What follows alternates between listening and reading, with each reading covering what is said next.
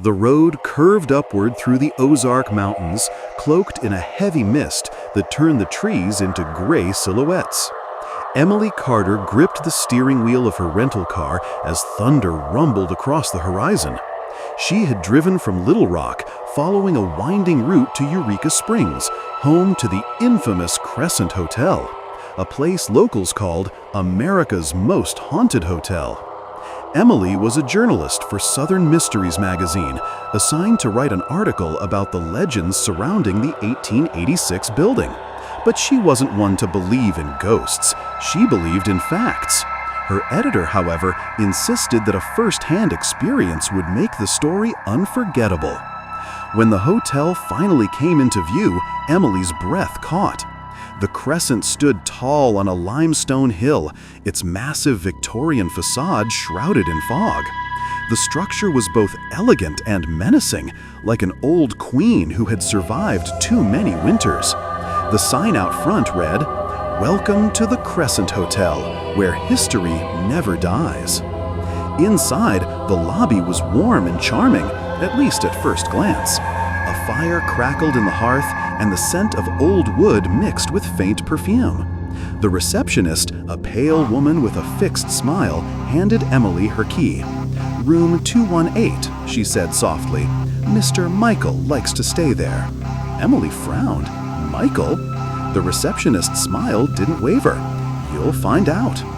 Her room was on the second floor, at the end of a narrow corridor lined with antique mirrors. The air seemed colder there. As she inserted the key, a sudden whisper brushed her ear. "Get out." She froze, heart pounding, eyes scanning the empty hallway. Nothing, just her reflection in the mirror, looking back with wide, frightened eyes. Inside, the room was surprisingly modernized, though the walls seemed to hum faintly, as if the building itself was alive. Rain began to fall outside, drumming against the windows. That night, as Emily typed her notes, she heard footsteps pacing above her, slow, deliberate, rhythmic. Yet when she asked the front desk about it, the clerk looked puzzled. "There's no guest above room 218, the clerk said. "That floor has been closed for years." That night, Emily barely slept. The footsteps above her room returned again around midnight, measured, heavy, and unmistakably human. Each creak of the old ceiling sounded like someone dragging their feet across the floorboards. She tried to rationalize it, pipes, wind, an animal, but the rhythm was too deliberate. Finally, curiosity won over fear. Emily grabbed her flashlight and stepped into the hallway. The air was icy, her breath forming pale clouds in the beam of light. She glanced up the stairwell toward the third floor, the supposedly closed level. A rusty chain blocked the steps with a sign that read, "Under renovation, no entry." Ignoring the warning, she unhooked the chain and climbed. The air grew colder with each step. The third floor corridor was dark, the wallpaper peeling, dust thick in the air. A single door stood ajar at the end, room 318. But when she reached for it, a sudden bang echoed behind her, as if another door had slammed shut. She spun around, but no one was there. Then she heard it, a man's voice, faint and distant, whispering through the walls. "They said I jumped, but I was pushed." Her heart pounded. She followed the sound back down to her own room, 218, where the temperature had dropped sharply. Her breath fogged the air. The lamp flickered once, twice, and then went out completely. In the darkness, a shadow formed near the window. A tall man in an old-fashioned bellhop uniform, his face pale and sorrowful. His head was tilted slightly, as if broken at the neck. Emily's flashlight trembled in her hand as the figure stepped closer, each footstep leaving damp prints on the carpet. "Who are you?" she managed to whisper. The ghost's eyes, dark and hollow, met hers. "Michael, room 218. His voice was thick with pain. "They said I fell, but I was murdered and no one ever left." Before she could react, the light returned, and the room was empty again. Only the faint smell of smoke lingered in the air, like burnt fabric. Emily stood frozen, realizing that the restitution's words hadn't been a joke. Room 218 wasn't just haunted, it belonged to him. And now, she wasn't just a visitor, she was sharing it. The next morning, Emily felt a chill that no sunlight could chase away.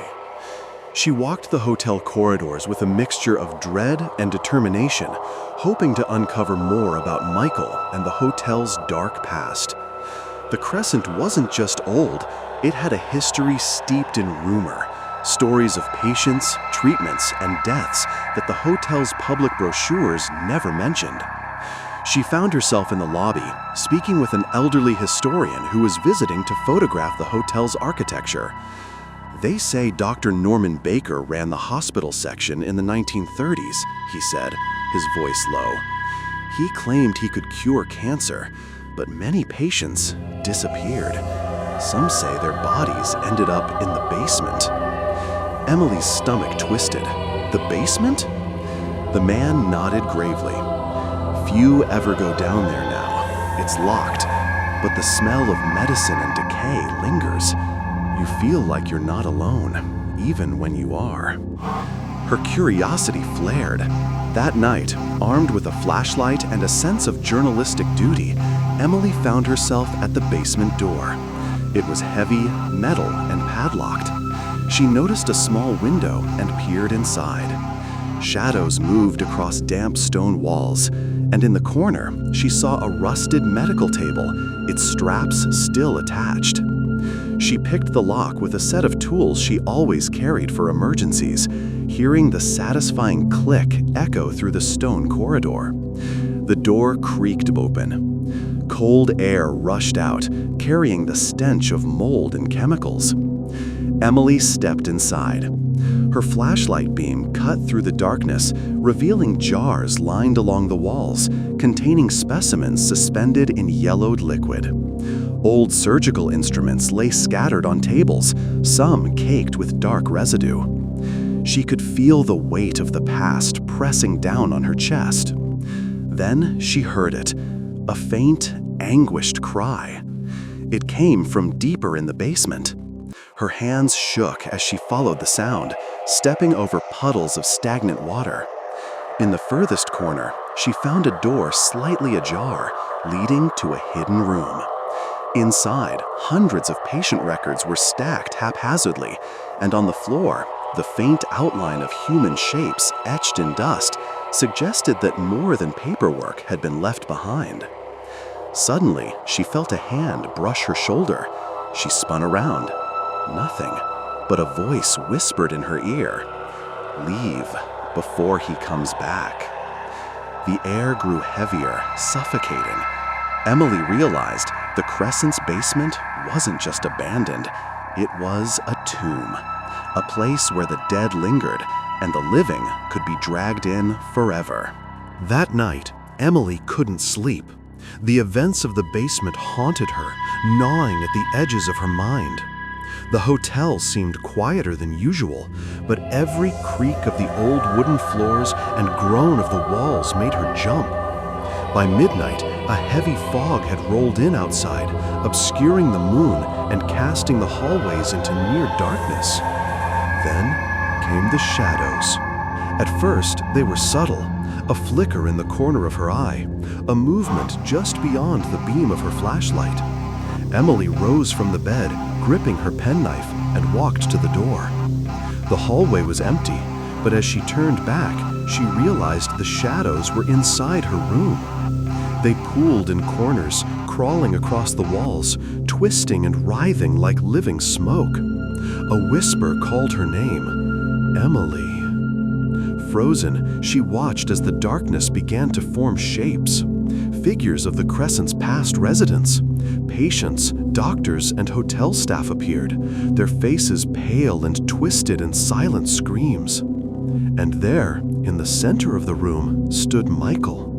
His eyes glowed faintly, sorrowful yet accusing. "They told me you would come," he said, voice hollow. "Now you see what they left behind. The hotel, it feeds on the living. Every guest leaves a piece of themselves." Emily backed away, her pulse hammering in her ears. The shadows surged forward, cold tendrils reaching for her, brushing her arms and legs. She stumbled to the window, trying to open it, but the fog outside pressed in like a living wall, trapping her. The whispers became louder, urgent. "Don't stay. Leave. Leave." Her mind raced.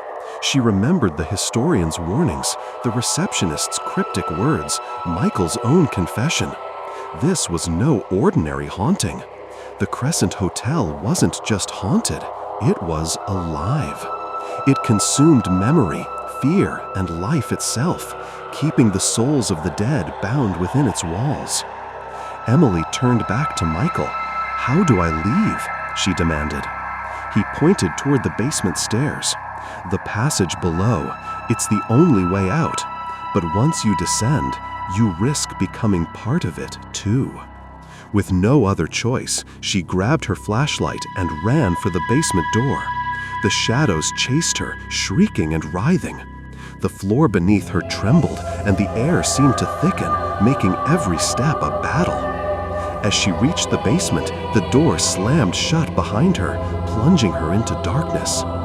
Emily realized with horror that escaping the Crescent Hotel would not be simple. The night was alive, the shadows patient, and they did not forgive. Emily's heart pounded as she stumbled into the basement, the door slamming shut behind her with a deafening bang. The flashlight flickered, barely piercing the thick darkness.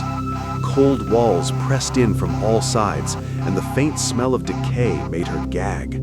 She could still hear the shadows above, whispering, calling, and scratching at the floors as if impatient to claim her. She remembered Michael's words. The passage below was the only way out. Desperate, Emily followed the narrow stone corridor that wound deeper into the basement, each step echoing in the oppressive silence. The floor felt uneven, slick with moisture, and she had to duck under low-hanging pipes.